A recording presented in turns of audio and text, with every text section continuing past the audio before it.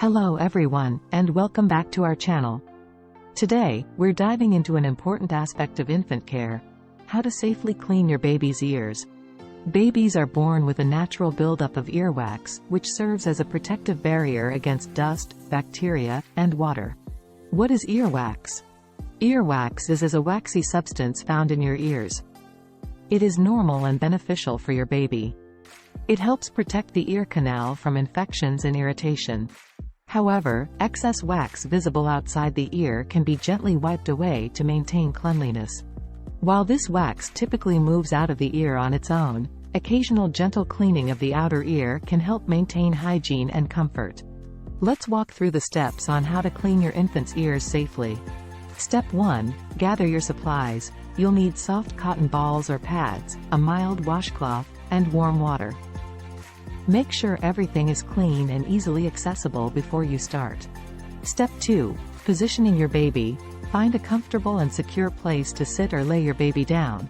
Having someone assist you can be helpful, especially if your baby tends to be active.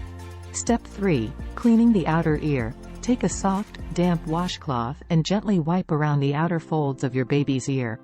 Step 4. Patience and gentle approach. Your baby may not enjoy having their ears cleaned. So take breaks if needed and respond to any signs of discomfort promptly. Step 5. Use cotton balls or pads. Dampen cotton balls with warm water and wipe baby's outer ear. Be gentle. This helps remove any visible dirt or excess wax without pushing it deeper into the ear. Step 6. Avoid using Q-tips or ear candles.